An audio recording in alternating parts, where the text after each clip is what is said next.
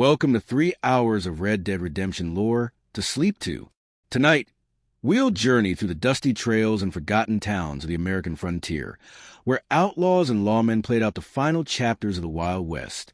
As you settle in and let the day's troubles fade away, allow the story of the Van der Linde gang to carry you into peaceful dreams. We'll explore every corner of this vast tale, from snow-covered mountains to sun-baked deserts, meeting the complex souls who lived and died by their own code of honor in a world that was leaving them behind. This is a complete story of redemption, loyalty, and the price of running from the march of time. Our story begins in the year 1899, though its roots stretch back much further into the past. The American frontier was dying, though few who lived within it truly understood this yet. The age of outlaws and gunslingers was coming to an end, replaced by the steady advance of civilization with its laws, railways, and industrial progress. But in the wilderness and small towns scattered across the vast American landscape, there were still those who lived by older rules, who believed that freedom meant taking what you needed and loyalty meant standing by your chosen family no matter cost.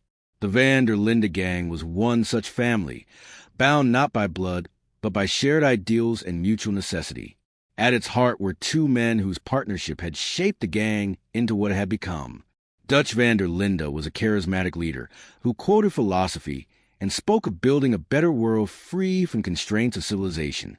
Hosea Matthews was the voice of reason, a con man with a conscience who tempered Dutch's grand visions with practical wisdom. Together, they had built something more than just a gang of criminals. They had created a community of outcasts and misfits who had found purpose and belonging in each other. Dutch Van der Linde had not always been an outlaw.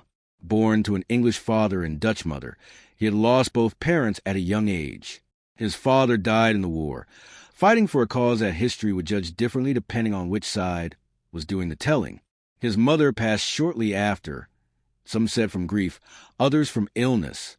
The young Dutch was left with nothing but his father's philosophy books and his mother's idealism about what America could become. He drifted for years, educating himself through stolen books and borrowed wisdom, developing the silver tongue that would later draw so many to follow him. Dutch believed in the writings of Evelyn Miller, an author who wrote about the beauty of the American wilderness and the corruption of modern society. These ideas formed the foundation of Dutch's worldview, that civilization was a cage that crushed the human spirit, that true freedom could only be found in the wild places where a person could live by their own rules. Hosea Matthews came from a different background entirely. He had tried to live within society's bounds, had attempted marriage and legitimate work, but life had other plans for him. His wife died young from disease, and Hosea found himself adrift in grief.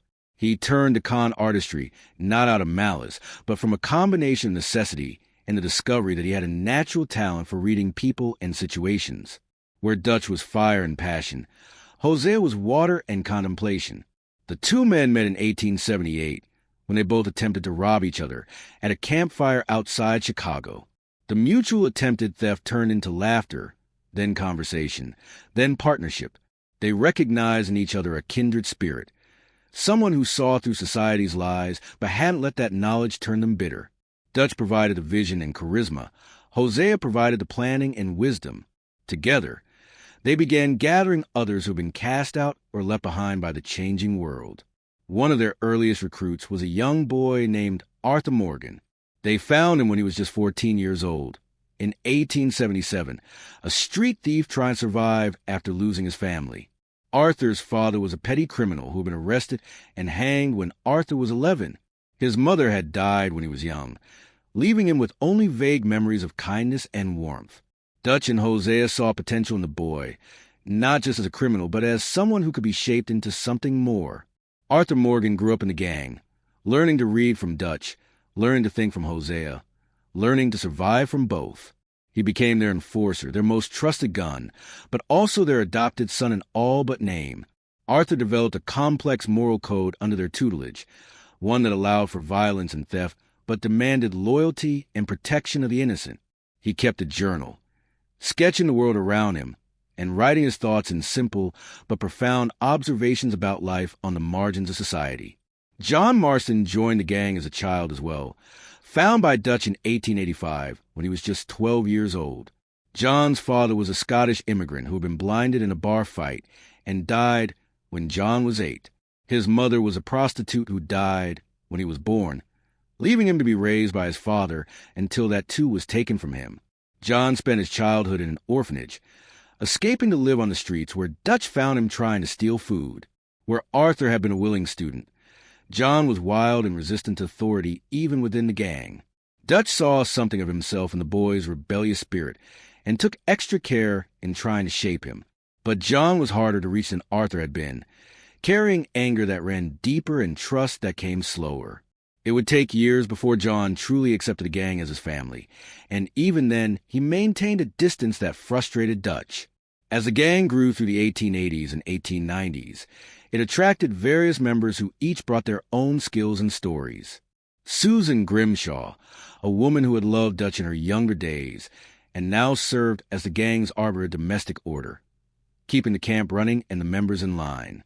Bill Williamson, a former soldier dishonorably discharged from the Army, who found in the gang the belonging he had never felt elsewhere. Javier Escuela, who fled Mexico after killing a powerful man over a woman, bringing with him revolutionary ideals that aligned with Dutch's philosophy.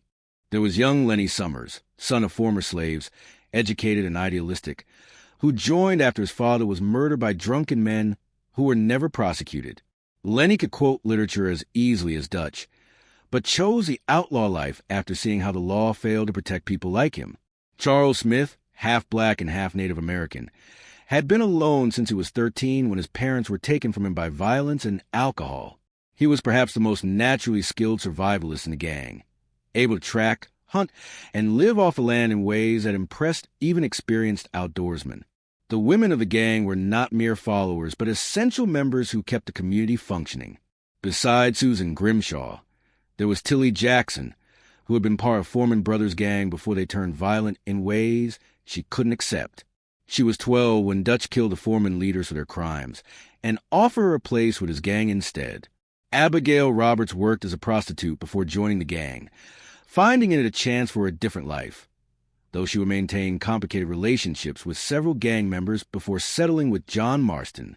Mary Beth Gaskell was a pickpocket and minor thief who Dutch rescued from being lynched for stealing. She was a romantic at heart, writing penny dreadful novels and dreaming of adventure even while living one.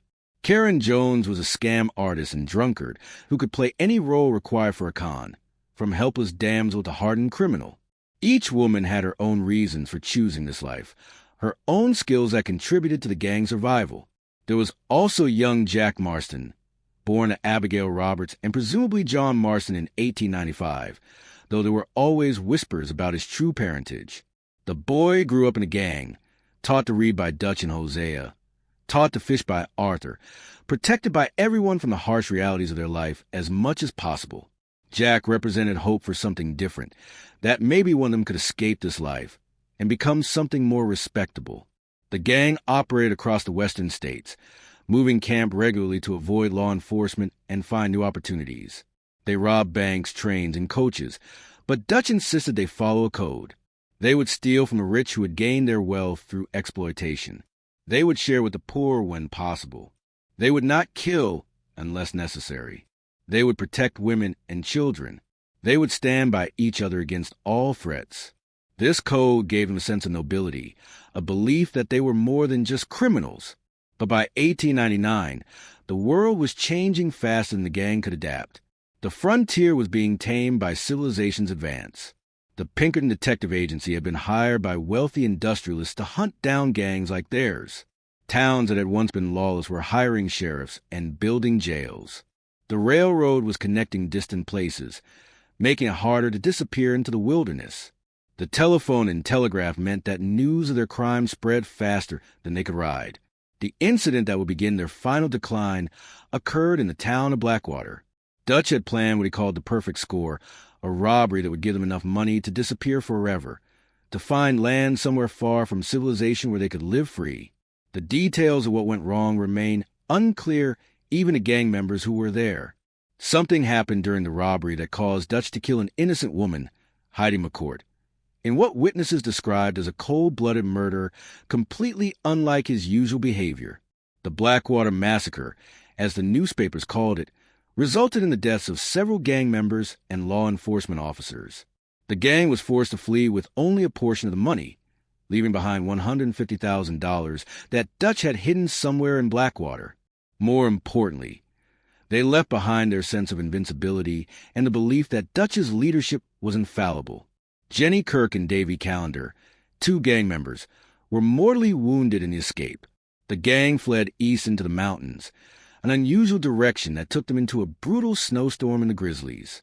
They found shelter in an abandoned mining town called Coulter, where they tried to regroup and plan their next move. The cold was bitter, supplies were low, and morale was shaken. Davy died from his wounds despite their efforts to save him, and they buried him in the frozen ground with words that fell hollow against the howling wind. It was during this desperate time in the mountains that the cracks in the gang truly began to show. Dutch was different after Blackwater, more paranoid, more prone to grand speeches about loyalty and faith. He spoke constantly about the money they had left behind, about the people he claimed had betrayed them, about enemies real and imagined who were closing in. Hosea, who had been away during the Blackwater job, tried to be the voice of reason, but Dutch was listening less and less to his old friend's counsel.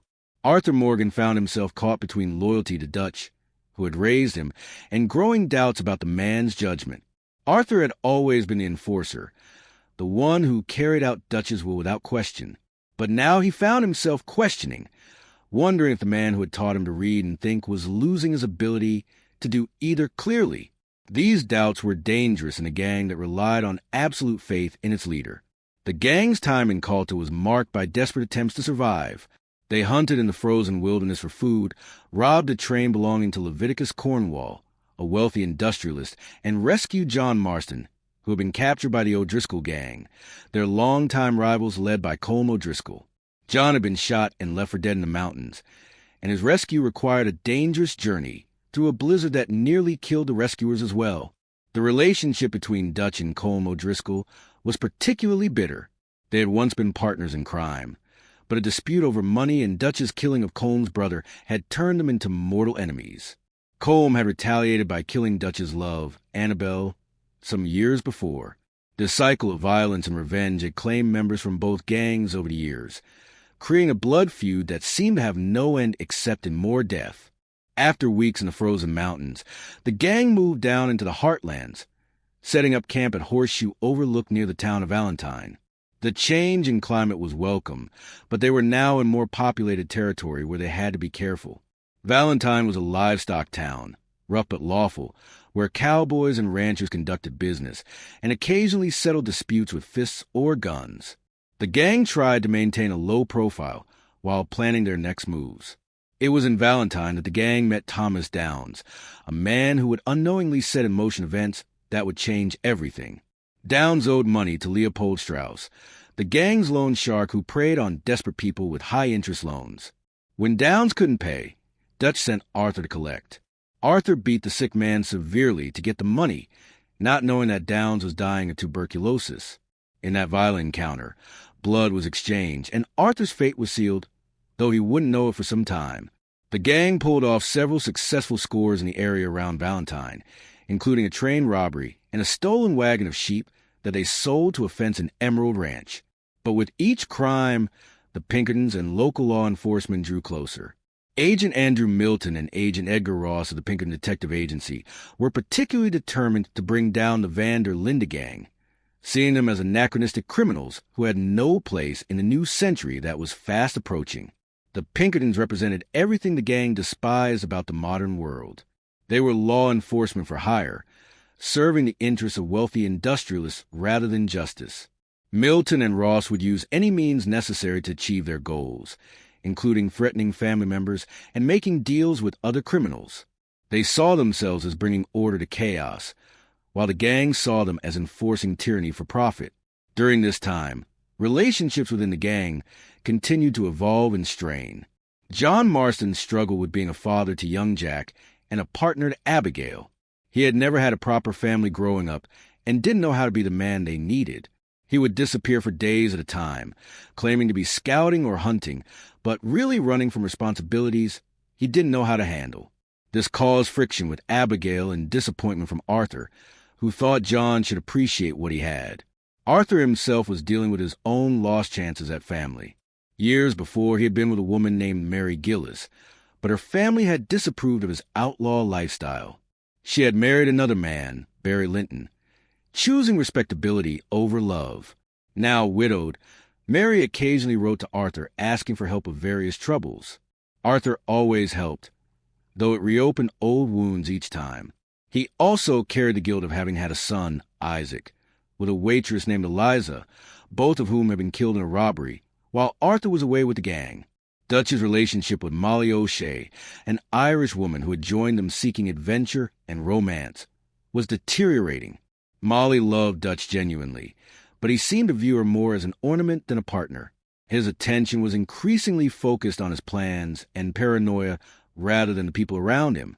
Molly grew bitter and started drinking heavily, feeling ignored and unappreciated by the man she had given up everything to follow. The gang was forced to move again after the Valentine area became too dangerous, setting up camp at Clemens Point near the town of Rhodes. Rhodes was a southern town still fighting the Civil War in its heart decades after the conflict had ended. Two families, the Grays and the Braithwaites, controlled the area through a feud that had lasted generations. Dutch saw an opportunity to play both families against each other, taking money from both while they destroyed themselves.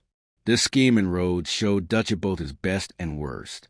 The plan was clever, with different gang members ingratiating themselves with each family while secretly working against both. But it also showed Dutch's increasing willingness to involve the gang in conflicts that weren't their own, to risk their lives for money and his amusement at manipulating others. Hosea warned that playing with these old families was dangerous, that blood feuds had a way of consuming everyone they touched. The situation in Rhodes exploded when the Braithwaites kidnapped Jack Marston, trying to use the boy as leverage or sell him to crime lord Angelo Bronte in St. Denis. The gang's assault on Braithwaite Manor was brutal and complete, burning the plantation house to the ground. But they were too late to find Jack, who had already been moved to St. Denis. The image of the old manor burning, with Catherine Braithwaite die in the flames rather than live with the destruction of her family's legacy, was a preview of the gang's own eventual fate. St. Denis was the largest city the gang had ever operated in, a place of electric lights, paved streets, and modern law enforcement. It was everything Dutch claimed to hate about civilization, yet he was drawn to it like a moth to flame. They set up camp at Shady Belle, an old plantation house in the bayous outside the city. The location was defensible but isolated, surrounded by alligator-infested swamps and humid air that made everything feel oppressive. Angelo Bronte, who controlled much of St. Denis's underworld, initially welcomed the gang, seeing them as useful tools. He returned Jack unharmed, seemingly as a gesture of goodwill, and invited them to social events where they rubbed shoulders with the city's elite. But Bronte was playing his own game, viewing the gang as country bumpkins he could use and discard. This underestimation would prove fatal for him, but not before he had planted seeds of disaster. The bank robbery in St. Denis was supposed to be the score that would finally give them enough money to escape. Bronte had suggested it, claiming to be helping them while secretly alerting the authorities. The job was a trap from the beginning. The Pinkertons were waiting, along with the entire St. Denis police force. Hosea Matthews was killed in the street, shot down while trying to negotiate. Lenny Summers died running across rooftops, so young and full of potential. John Marston was captured, and the rest barely escaped onto a ship heading for the Caribbean. The loss of Hosea was devastating for the gang, particularly for Dutch. Hosea had been his conscience, his balance, the one person who could talk him down from his worst impulses. Without Hosea's moderating influence, Dutch's paranoia and grandiosity grew unchecked. He began talking more about loyalty and faith, demanding absolute obedience while making increasingly erratic decisions. The father figure of the gang was gone, and the family began to fall apart. The ship they escaped on was headed for Cuba, but a storm wrecked it near the island of Garma. The survivors found themselves in the middle of a revolution, with Dutch immediately inserting the gang into the conflict by siding with the rebels against the local strongman Alberto Fusser. This adventure in Garma showed how far Dutch had strayed from his original ideals. They were no longer fighting for their own freedom, but had become mercenaries in someone else's war. On Garma, Arthur began to feel the symptoms of the tuberculosis he had contracted from Thomas Downs. The coughing started, along with weakness and fever. In the tropical heat, fighting someone else's revolution, Arthur began to confront his own mortality. He had always known he would likely die violently, but dying slowly from disease was something different. It gave him time to think about his life, his choices, and what legacy he would leave behind. The gang members who survived Garma eventually made their way back to America, but they returned to a changed situation. John was in Sisika Penitentiary, sentenced to hang. The Pinkertons were closing in on their location. The remaining gang members were demoralized and questioning Dutch's leadership. New members like Micah Bell, who had joined shortly before Blackwater, were gaining Dutch's ear by feeding his paranoia and encouraging his worst impulses. Micah Bell was perhaps the most destructive force within the gang.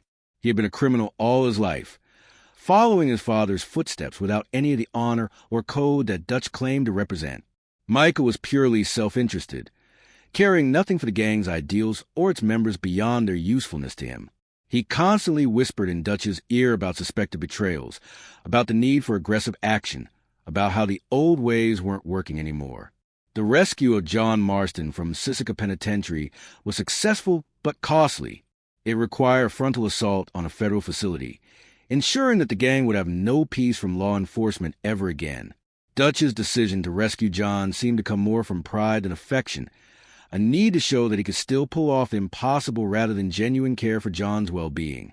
After the prison break, the gang moved to Beaver Hollow in the mountains near Annesburg, a mining town where industrialization's ugly face was fully visible.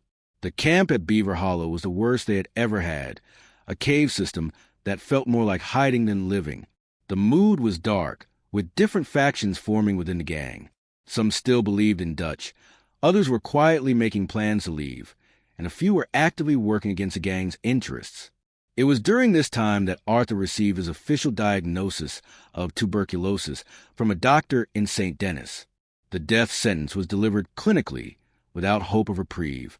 Arthur had weeks, maybe months if he was lucky. This knowledge changed him profoundly. He began to see the gang and Dutch's promises for what they really were, desperate fantasies of desperate men. He started trying to help people escape the life that was killing them all. Arthur's efforts to help others leave the gang put him in direct conflict with Dutch and Micah. He helped John, Abigail, and Jack prepare to escape, giving them money and advice. He aided Tilly in leaving when she found a lawyer who wanted to marry her. He made sure Mary Beth got away to become the writer she always wanted to be. Each person who left was seen by Dutch as a betrayal, proof that Arthur had lost faith. The revelation that Molly O'Shea had supposedly informed the Pinkertons about the St. Denis bank job led to her death at Susan Grimshaw's hands. But Molly had lied about being a rat, drunk and desperate for Dutch's attention. The real informant was Micah Bell, who had been feeding information to the Pinkertons since his return from Garma in exchange for his own freedom. This truth wouldn't be revealed until later, too late to save those who died because of it. The gang's final train robbery, targeting an army payroll, showed how far they had fallen from Dutch's original ideals. They were no longer robbing from the rich to give to the poor, or even to survive. They were stealing from soldiers, many of them young men just following orders, killing them for money that would only feed Dutch's increasingly delusional plans for escape to Tahiti or some other tropical paradise. The confrontation with Colm O'Driscoll ended with Colm's hanging in St. Denis, but brought no satisfaction. Dutch attended the execution, perhaps hoping to feel something from his old enemy's death, but there was only emptiness. The feud that had defined so much of their lives meant nothing in the end. Colm died defiant but defeated, and Dutch walked away no happier than before. As Arthur grew sicker, he began to make different choices. He helped a widow named Charlotte Balfour learn to survive on her own after her husband's death. He aided a veteran named Hamish Sinclair, finding in the old soldier a kindred spirit facing his own mortality. He helped Brother Dorkins and Sister Calderon with their charity work, seeking perhaps some kind of redemption for his violent life. These acts of kindness were Arthur's way of balancing the ledger, of leaving something good behind. The attack on the oil refinery owned by Leviticus Cornwall was another turning point.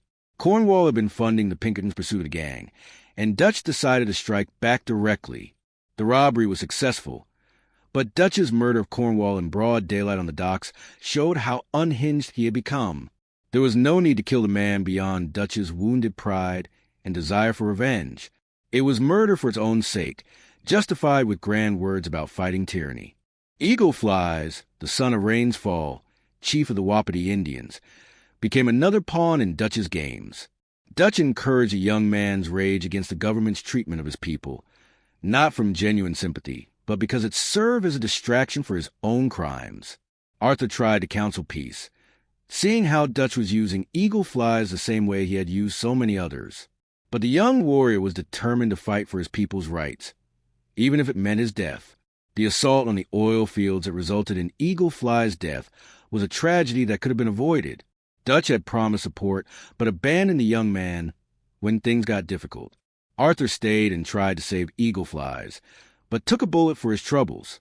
Dying from tuberculosis and now wounded, Arthur carried Eagle Fly's body back to his father, another weight on his conscience, another person dead because of Dutch's manipulation. The Pinkertons' final assault on Beaver Hollow came as no surprise to anyone paying attention. Agent Milton revealed to Arthur that Micah had been the informant all along before Abigail Roberts killed Milton to save Arthur. The gang scattered in the chaos, with some members dying, others fleeing, and the family that Dutch had built over 20 years dissolving in minutes. Arthur's last ride was to help John escape with his family. Despite their complicated relationship, Arthur gave John everything he had, his money, his weapons, his horse, and most importantly, his blessing to live a better life.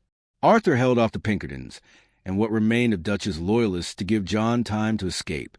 He knew he was dying anyway, that this last act of sacrifice might be the only truly good thing he could do with the time he had left. The confrontation between Arthur, Dutch, and Micah on the mountain was the end of everything they had built together. Dutch stood between his two remaining lieutenants, forced to choose between Arthur, who had been like a son to him, and Micah, who fed his worst impulses. Dutch chose neither, walking away and leaving them to settle it themselves.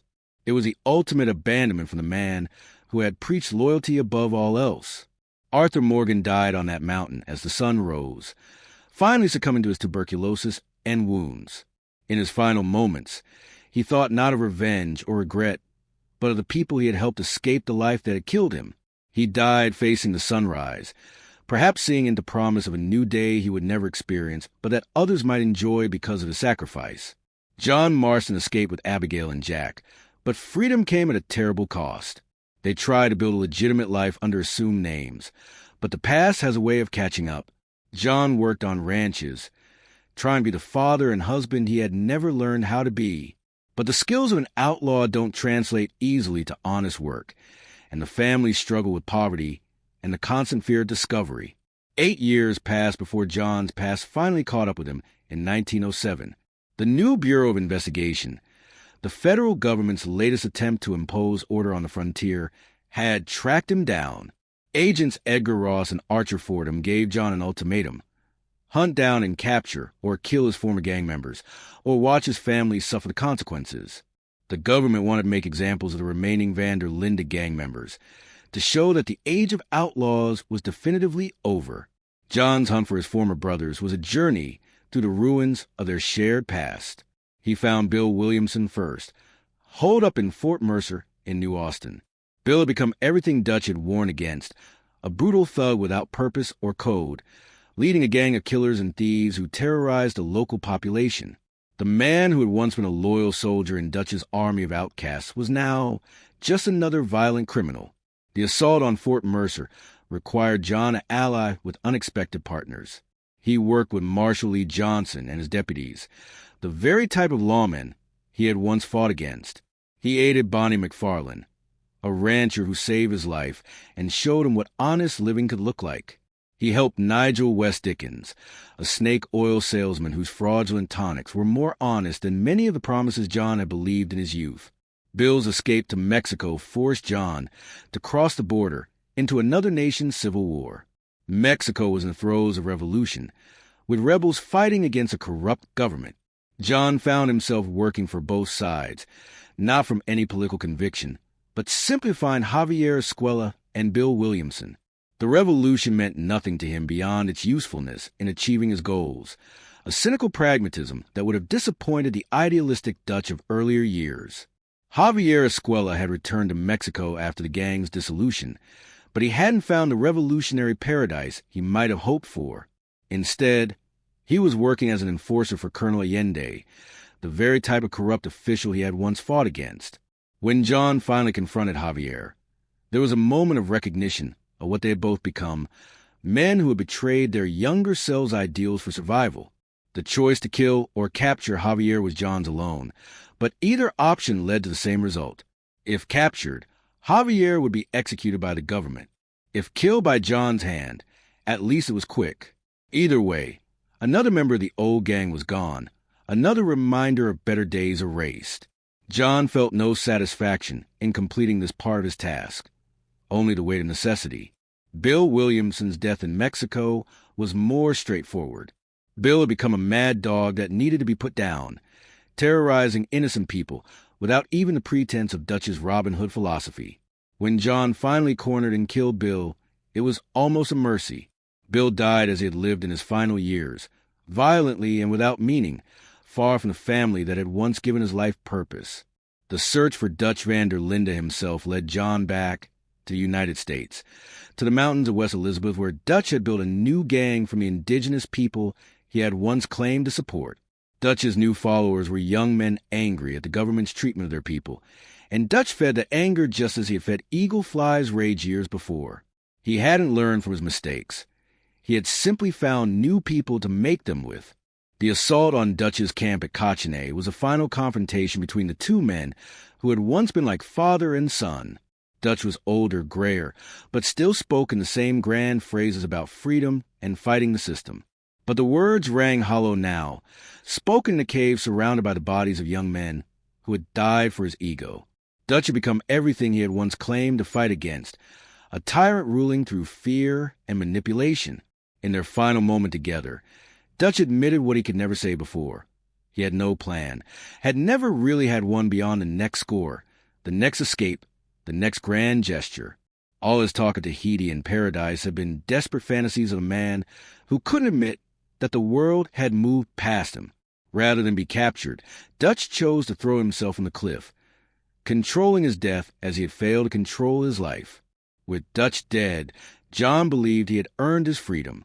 Edgar Ross implied that the debt was paid, that John and his family could live in peace. John returned to his ranch at Beecher's Hope, to Abigail and Jack, ready to be the farmer and father he had been pretending to be. For a brief time, it seemed like redemption was possible, that an outlaw could become an honest man through force of will and government mandate. John worked hard on the ranch, teaching Jack to ride and hunt, while hoping the boy would choose a different path. He helped Abigail with the household, learning domestic skills that would have made his fellow gang members laugh. He mended fences both literal and metaphorical with their neighbors. He even married Abigail properly, making official what had been true in practice for years. But the government had never intended to let John live peacefully. Edgar Ross had used John to clean up the last of the Van der Linde gang, and now John himself was the last loose end. The Bureau of Investigation couldn't allow a known outlaw to live freely. It would send the wrong message in their new ordered world. Ross waited until John had served his purpose, then came to collect what he saw as justice. The attack on Beecher's Hope came, without warning, on an ordinary morning. Ross arrived with a small army of agents and soldiers surrounding the ranch. John sent Jack and Abigail to safety, knowing what was coming. He held off the attackers as long as he could, giving his family time to escape. But there were too many, and John was just one man, no longer young, no longer the gunslinger he had been. John Marston died in the doorway of his barn, shot down by a firing squad of federal agents. He died standing, facing his killers without fear, perhaps finding in that final moment the dignity that had eluded him in life. His death was both an ending and a beginning, the last of the old guard falling to make way for the new world, but also planting seeds of revenge that would bloom in time. Abigail Roberts Marston died just 3 years later in 1914. Some said from heartbreak, others from disease. She had survived so much, had fought so hard for a normal life, only to have it stolen by the same forces that had shaped her whole existence. She was buried beside John at Beecher's Hope. Two outlaws who had tried to change but found that the past is never truly past. Jack Marston, at 19 years old, stood at his parents' graves and made a choice. Despite all their hopes that he would be different, that he would be educated and civilized, Jack picked up his father's guns. He tracked down Edgar Ross, now retired, and challenged him to a duel on the banks of a river in Mexico. Ross died, as John had, violently and because of choices made years before. The cycle of violence continued, the son becoming what the father had died, trying to prevent him from being. Looking back at the full story of the Van der Linde gang, we see patterns that repeat throughout human history. A charismatic leader gathering followers with promises of a better world. The gradual corruption of ideals in the face of reality. The inevitable dissolution when dreams meet facts. Dutch had preached about freedom and family, but in the end, he sacrificed both for his own pride and delusions. Each member of the gang had joined seeking something different. Some wanted family, having lost their own. Others wanted purpose, a cause to believe in. Still others simply wanted survival in a world that offered few options for people like them. For a time, the gang provided all of these things. They were a family of choice, bound by shared experiences and mutual protection. But families can be dysfunctional, and this one ultimately destroyed itself from within. Arthur Morgan's redemption arc shows that change is possible, even for those who have lived violent lives. His tuberculosis diagnosis forced him to confront mortality in a way that his dangerous lifestyle never had. Knowing death was coming slowly rather than in a gunfight gave him time to reflect on his choices, to try to make amends where possible, and to help others escape the cycle he was trapped in.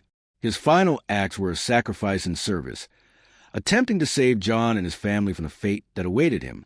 The tragedy of John Marston is that despite his genuine desire to change, the world wouldn't let him. He tried to leave his past behind, to become the rancher and father that Abigail and Jack needed. But the government that claimed to represent civilization and order used the same brutal methods as any gang leader, forcing John to kill for them before killing him in turn. His death proved Dutch's point about civilization's hypocrisy, though not in the way Dutch had intended. The story of Dutch van der Linde himself is one of gradual moral decay disguised as consistency. He never changed his rhetoric about freedom and resistance to tyranny, but his actions became increasingly tyrannical. He preached about loyalty while betraying those most loyal to him. He talked about family while destroying the family he had built. His inability to admit mistakes or adapt to changing circumstances doomed not just himself, but everyone who followed him. Hosea Matthews represented what the gang could have been with wiser leadership. His death at the St. Denis Bank robbery removed the last restraint on Dutch's worst impulses. Hosea had been the gang's conscience, the one who remembered that their crimes were supposed to have purpose beyond enrichment.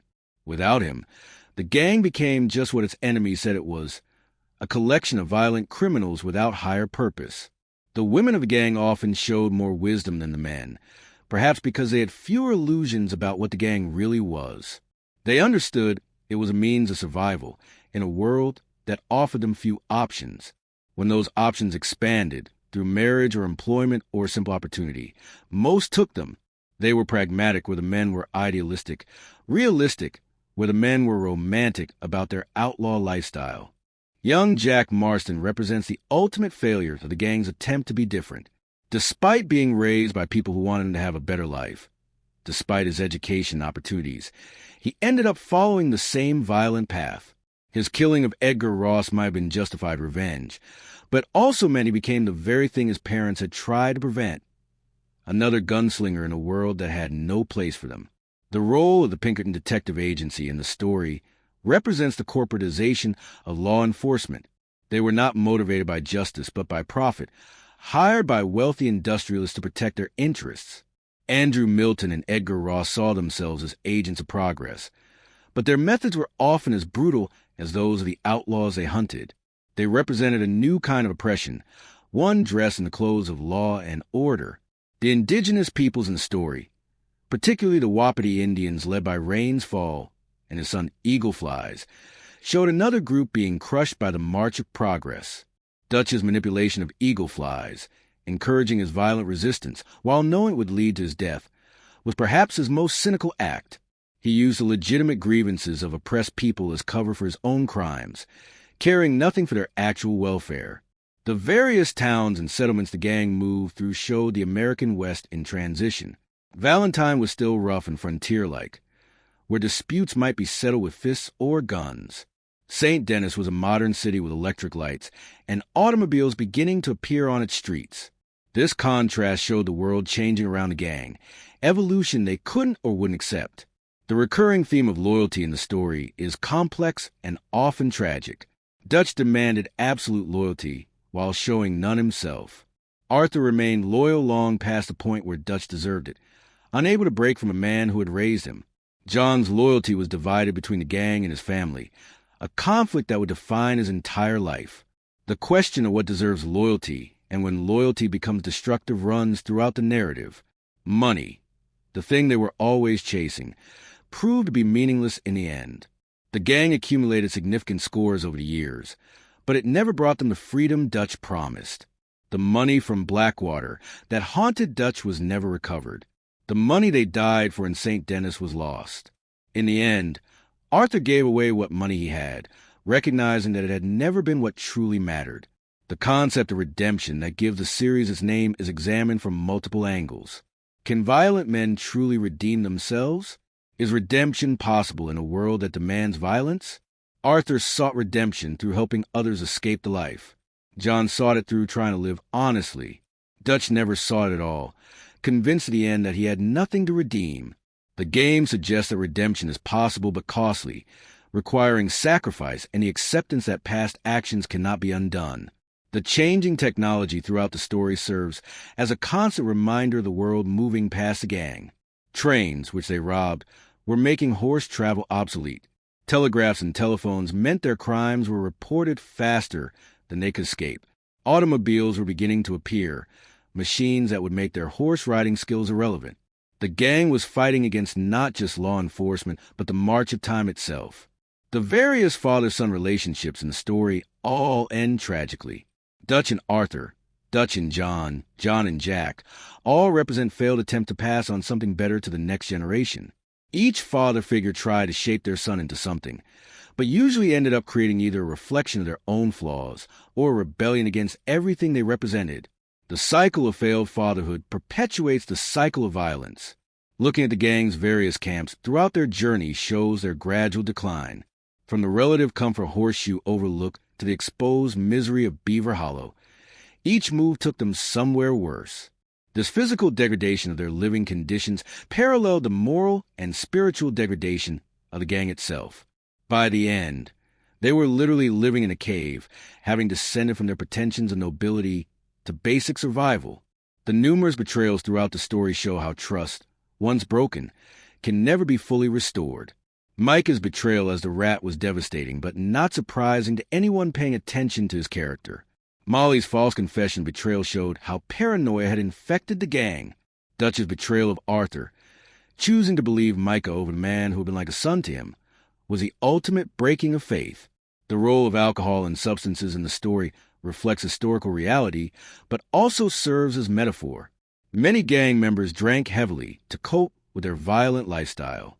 Reverend Swanson's morphine addiction showed how even men of faith could be broken by the life. The patent medicines of the era, often containing alcohol and opiates, offered false cures for real problems, much like Dutch's promises of paradise. The various scores and heists the gang pulled showed their evolution, from clever criminals to desperate thugs. Early robberies were carefully planned with minimal violence. Later ones were bloody affairs that left trails of bodies. The degradation of their methods reflected the degradation of their purpose. By the end, they were killing for money they didn't even have plans to spend. The treatment of Kieran Duffy, and O'Driscoll captured and eventually accepted into the gang, showed both the gang's capacity for inclusion and its ultimate failure to protect its members.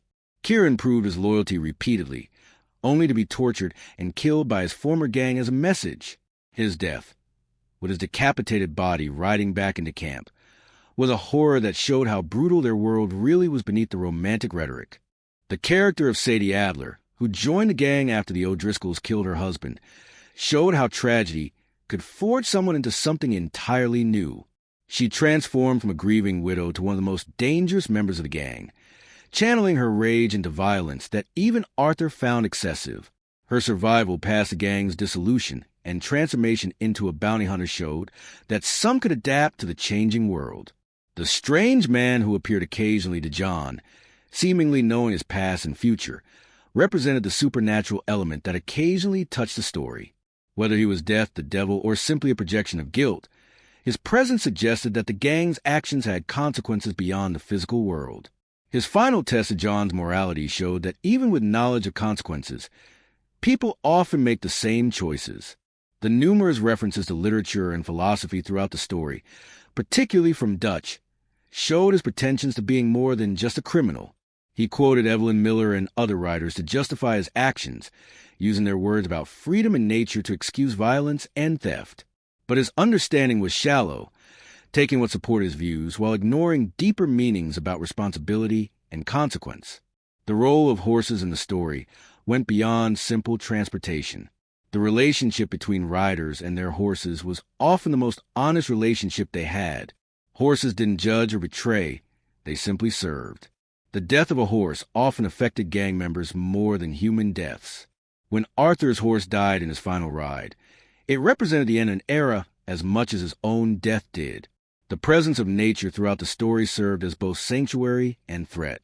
The wilderness offered freedom from law enforcement, but also danger from animals, whether in the land itself.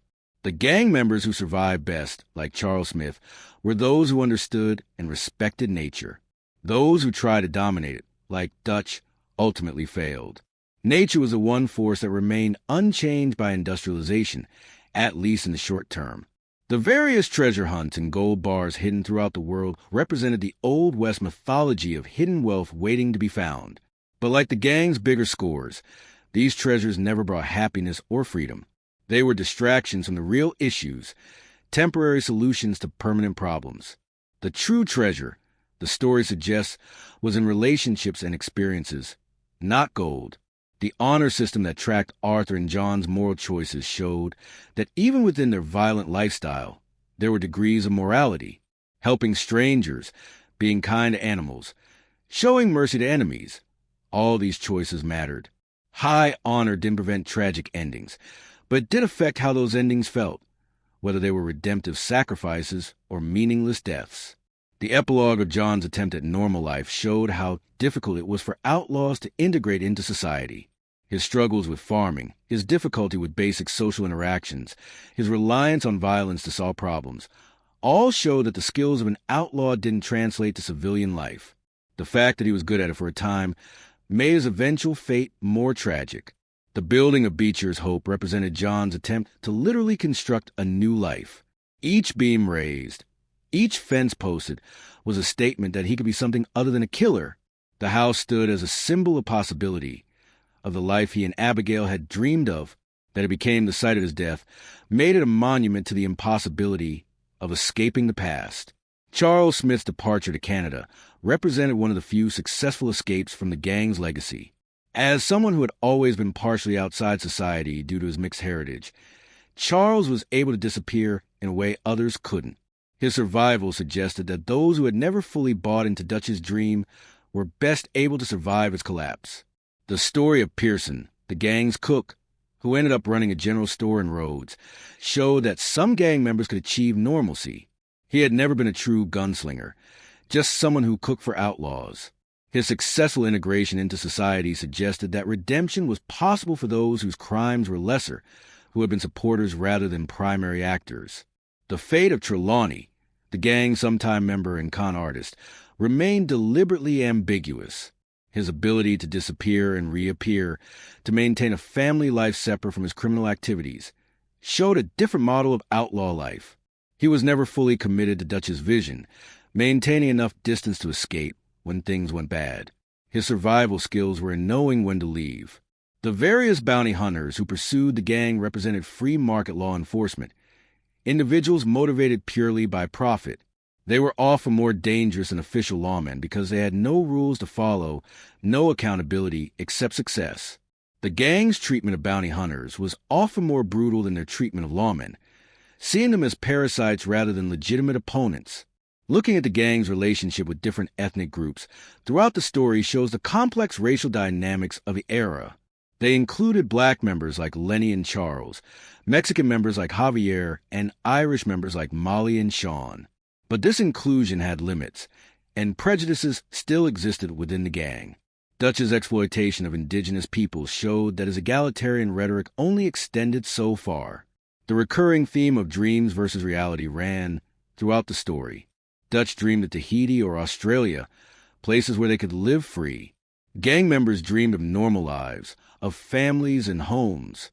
But reality constantly intruded on these dreams, showing them to be impossible fantasies. The American dream itself was revealed as a nightmare for those on society's margins. The presence of tuberculosis, as Arthur's killer, was symbolically perfect. It was a disease of the era, spread through close contact in poor conditions, killing slowly and inevitably. It represented how the gang's lifestyle was inherently self-destructive, how their closeness bred disease, as well as loyalty. Arthur's infection from Thomas Downs, a man he beat for money, show how violence returned to its perpetrator in unexpected ways. The various forms of entertainment in the story, from vaudeville shows to early moving pictures, showed a world seeking distraction from harsh realities. The gang members who attended these shows were looking for the same thing, temporary escape from lives that had become unbearable. But entertainment couldn't change reality, only provide brief respite. The role of photography in the story, particularly Arthur's collection of cigarette cards and the gang's occasional group photos, show the desire to document and preserve moments. These images became all that remained of many gang members, frozen moments of happier times. The photo of the gang at Clemens Point, before everything fell apart, became a memorial to what they had been at their best. The weather throughout the story often reflected the emotional state of the narrative. The snowstorm that opened the story represented the gang's desperate situation. The thunderstorms that preceded major events suggested divine judgment. The clear sunrise as Arthur died offered a moment of peace and beauty, in contrast to the violence of his life. Nature itself seemed to comment on human actions. The various religions and spiritual beliefs encountered in the story showed people seeking meaning in a chaotic world. From Reverend Swanson's crisis of faith to the indigenous people's spiritual practices to the strange man's possible supernatural nature, the story suggested that the physical world wasn't all that existed, but it offered no clear answers about what might lie beyond. The evolution of weapons throughout the story, from single-action revolvers to early automatic weapons, showed technology's advancement even in tools of death. Arthur and John were masters of the old weapons, but struggled with the new. This represented their larger struggle with modernity, their skills becoming obsolete even in the one area where they excelled. The presence of Mexico in both games showed another country struggling with similar issues of modernization versus tradition. The revolution John encountered was supposedly about freedom and justice, but it was really about power changing hands while ordinary people suffered. The universality of these themes suggested that the problems the gang faced weren't unique to America. As we near the end of our journey through this tale, we see that it's fundamentally about the cost of violence and the impossibility of escaping its consequences. Every character who lived by the gun eventually died by it, or lived to see their loved ones die by it. The cycle of violence, once started, proved impossible to stop. Each act of revenge created new grievances. Each death created new orphans who would grow up seeking their own revenge. The story asks whether civilization is truly more civilized than the frontier brutality it replaced. The government agents who killed John were acting legally, but their actions were as ruthless as any outlaws. The industrialists who hired the Pinkertons caused more suffering than the gang ever did, but they did it legally. The law became a tool of oppression rather than justice, validating Dutch's criticisms even as it destroyed him. The transformation of the American West from frontier to settled land happened in just a few decades, but it changed everything for those who lived through it. The skills that had been valuable became liabilities. The freedom that had existed in the margins disappeared as the margins themselves vanished. Progress, the story suggests, always comes at a cost, and that cost is usually paid by those least able to afford it. The gang story ended not with a bang, but with a whimper, its members scattered, dead, or transformed into something they would have once despised. The family Dutch had built proved to be held together by necessity rather than genuine bonds. When the necessity disappeared, so did the family. The loyalty they had sworn to each other meant nothing when tested by real pressure. But there were moments of genuine human connection throughout the story. Arthur teaching Jack to fish, showing patience and kindness to a boy who desperately needed father figures. Charles and Arthur hunting together, sharing a quiet understanding that didn't need words. Hosea and Dutch in their better moments. Two old friends who genuinely cared for each other before pride and paranoia poisoned everything. These moments of connection were what made the tragedy bearable.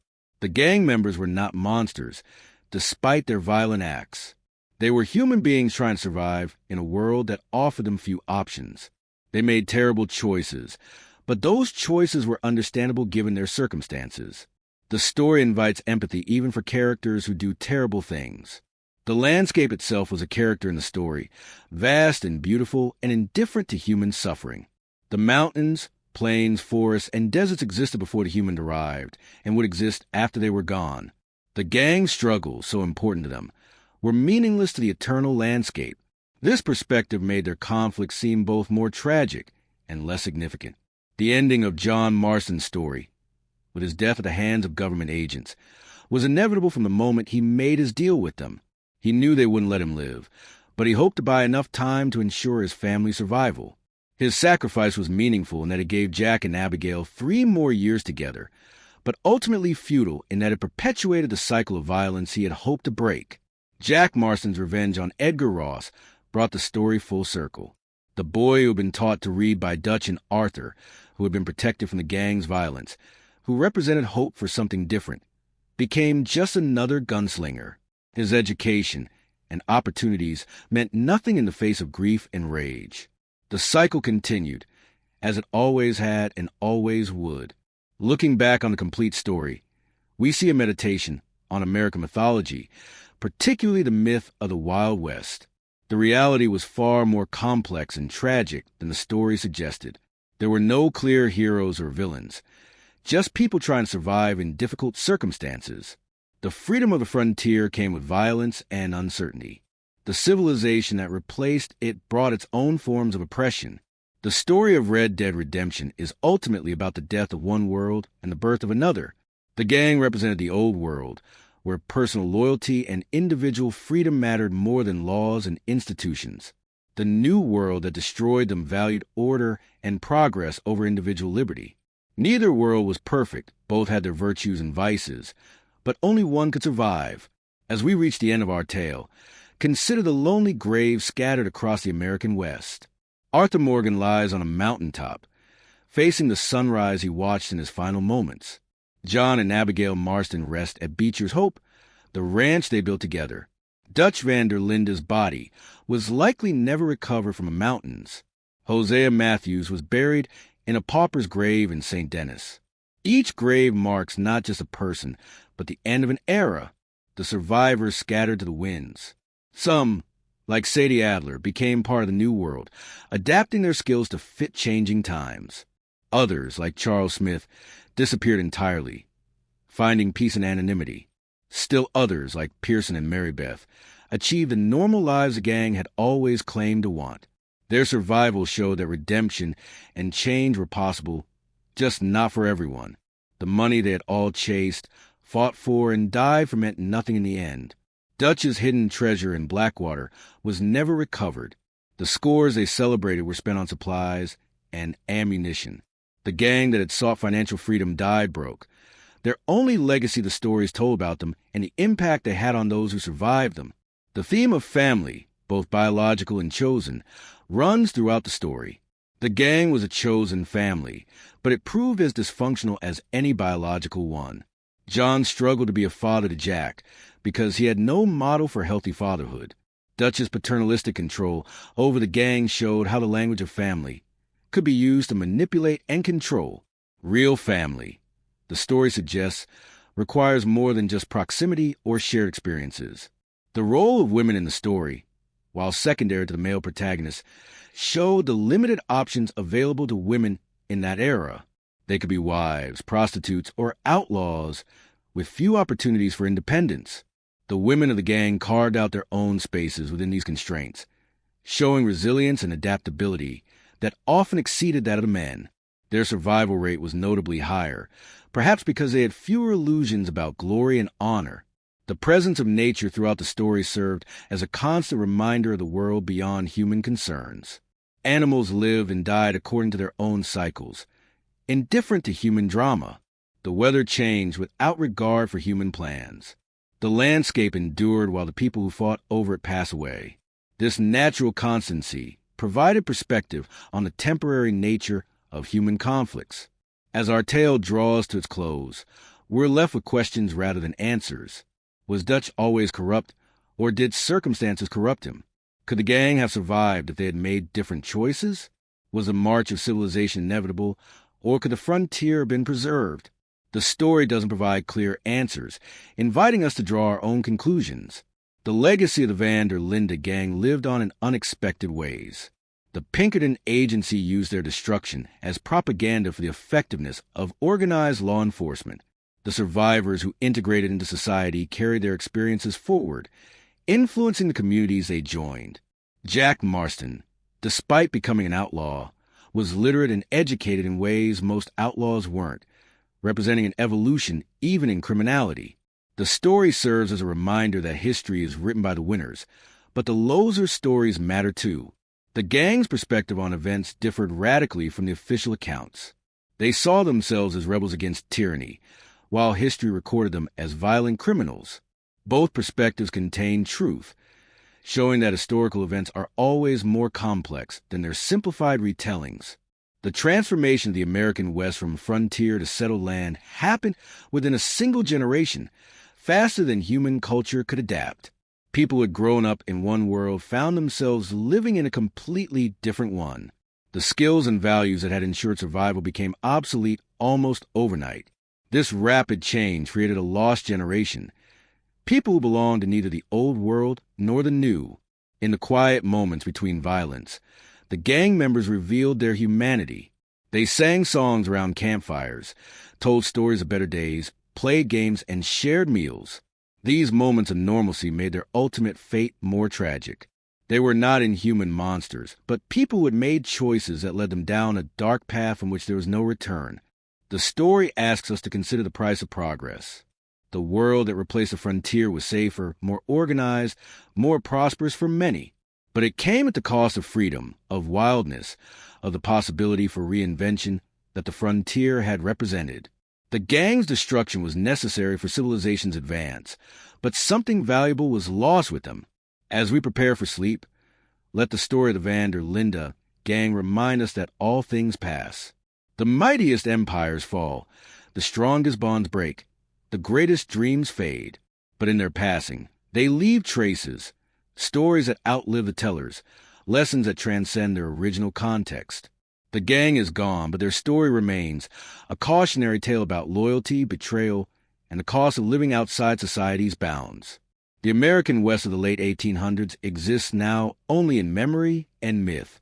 The open ranges are fenced, the wild horses tamed, the outlaws buried or forgotten. But in the story of Arthur Morgan and John Marston, of Dutch Van der Linde and his Doom Gang, something of that lost world is preserved. Not the romanticized version of noble outlaws and clear moral choices, but the complex reality of people trying to survive in a changing world. Sleep now, and perhaps dream of vast prairies under endless skies, of horses galloping through landscapes untouched by industrialization, of campfires where complicated people shared simple moments of connection. Dream of a time when the world was larger, when maps still had blank spaces, when a person could disappear into the wilderness and become someone new. But remember, too, the cost of that freedom, the violence, the uncertainty, the impossibility of escape from consequences. The Van der Linde gang story is romantic in its tragedy, but tragic in its romance. They lived and died by their own code, but that code ultimately destroyed them. They sought freedom, but found only different forms of captivity. As you drift off to sleep, let the rhythm of horses' hooves on dirt trails carry you into dreams. Let the whisper of wind through prairie grass calm your thoughts. The story is ending now, as all stories must. The sun sets on the American frontier, on the age of outlaws, on the dreams of desperate men seeking meaning in a world that had no place for them. Rest peacefully, knowing that while the Wild West is gone, its stories remain. In the tale of the Van der Linde gang, we see our own struggles reflected, our own choices between loyalty and survival, our own attempt to find meaning in a world that often seems meaningless. Their story is our story, told in a different time and place, but addressing the same fundamental human needs and fears. The gang is gone, scattered to the winds or buried in unmarked graves. But in the telling of their tale, they achieve a kind of immortality. They become myth, legend, cautionary tale, and inspiration all at once. They remind us that people are capable of both great loyalty and terrible betrayal, of both noble sacrifice and selfish destruction. Close your eyes now and let the story fade into the background of sleep. The gun smoke clears, the thunder of horses fades, the shouts of battle become whispers and silence. All that remains is a vast landscape, eternal and indifferent, waiting for new stories to be written across its endless expanse. The Wild West is dead, but in dreams, it lives forever, a place where anything was possible and everything had a price. Sleep well and dream of redemption.